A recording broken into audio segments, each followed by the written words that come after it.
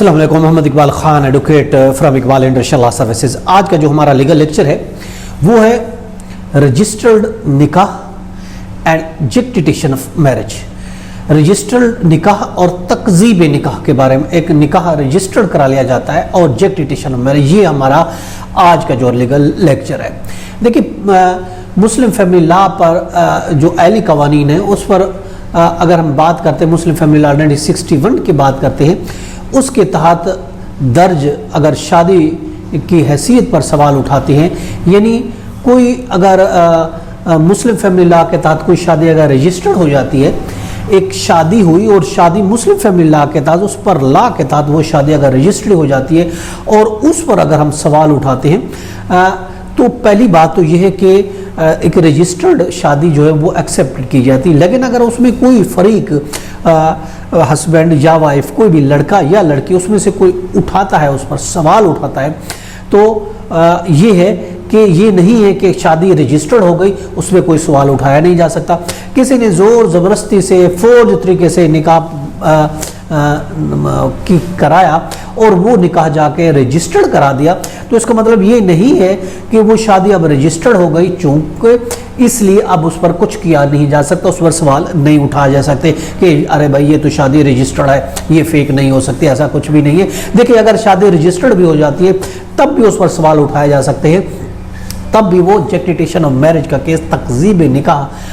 का जो केस है वो किया जा सकता है। आला अदालतें ये कह चुकी हैं कि एक रजिस्टर्ड शादी की हैसियत पर उठाने की पाबंदी उस सूरत में मुतलका होती है जब शादी की तमाम शराइत पूरी कर दी जाए। अगर शादी की तमाम शराइत पूरी हो जाती है तो एक रजिस्टर्ड निकाहनामा पर सवाल नहीं उठाए जा सकते। लेकिन अगर शादी में किसी किस्म का कोई फ्रॉड है, अगर शादी में किसी किस्म का कोई जबर है, अगर शादी में किसी किस्म का कोई कोर्शन है, अगर शादी में किसी किस्म की फोर्जरी की गई है,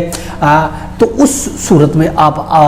उस पर आप सवाल उठा सकते हैं और उस सूरत में शादी का दावा उस शादी से मावरा होगा, आप उस पर उंगली उठा सकते हैं और इस बेस पर जेक्टिटेशन ऑफ मैरिज का केस भी फाइल कर सकते हैं। उसके लिए रूलिंग भी है 1989 MLD पेज है 3609 कराची, और इसके अलावा 1979 है CLC पेज है 462 है। इसके अलावा PLD है 1984 है, सुप्रीम कोर्ट पेज 95 है। अगर देखें जेक्टिटेशन ऑफ मैरिज का दावा खारिज भी हो जाता है तो भी ये पाबंदी नहीं है कि आप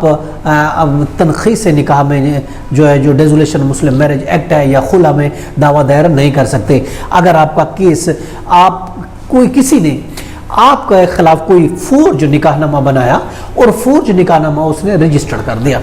अब निकाहनामा रजिस्टर्ड हो गया, उसने गवाह भी पक्के पक्के बना लिए, आपने उसको चैलेंज किया, आपने एक्सेप्ट नहीं किया कि नहीं ये शादी जोर ज़बरदस्ती हुई या जेली निकाह के जरिए हुई, ये जेली निकाहनामा था, आपने जेक्टिटेशन ऑफ मैरिज का केस किया, मगर अनफॉर्चुनेटली आप जेक्टिटेशन ऑफ मैरिज का केस भी हार गए, सिर्फ इसीलिए कि आपके पास कोई विटनेस नहीं थे, उसके पास विटनेस थे रजिस्टर्ड निकाह, तो भी आपके पास ये ऑप्शन है कि आप फिर डेजुलेशन ऑफ मैरिज में जा सकते हैं। डेजुलेशन ऑफ मैरिज एक्ट 1939 में भी जा सकते हैं, आप खुला में भी जा सकते हैं, उसके लिए कोई पाबंदी नहीं है। देखिए, जबरी शादी का शिकार होने वाले कोई भी खातून अली जो मुस्लिम फैमिली लॉ है उसके रूबरू जेक्टिटेशन ऑफ मैरिज का दावा दायर कर सकती है और कह सकती है कि इसके निकाह को कल अदम करार दिया जाए। अगर किसी शादी का कोई वजूद नहीं है और कहा जाए कि उसको रोका जाए कि दावा होने पर जो दावा कर रहा है कि ये मेरी बीवी है, तो इसको रोका जाए तो भी आप केस फाइल कर सकते हैं। अब ज़रूरी नहीं है कि आपके खिलाफ कोई निकाहनामा तैयार किया जाए, निकाहनामा के बगैर भी अगर कोई क्लेम करता नहीं आप मेरी बीवी हैं या आप मेरे हस्बैंड हैं, तो भी आप केस फाइल कर सकते हैं। PLD 1974 है, लाहौर पेज है 78 और 80, ये दो रूल है। जबरी शादी की सूरत में अगर फोर्स मैरिज है तो अगर शादी से मुतालिक झूठा दावा मर्द की तरफ से हो जाए कि ये जेली निकाहनामा पर वो केस उसने फाइल किया, तो मुतलका कानून जो है उसके तहत वो जेक्टिटेशन ऑफ मैरिज का मर्द भी केस फाइल कर सकता है। PLD 1985 है, लाहौर पेज है 613, और इसके अलावा 1979 है, CLC पेज है 462। ये हमारा आज का लीगल लेक्चर था कि अगर रजिस्टर्ड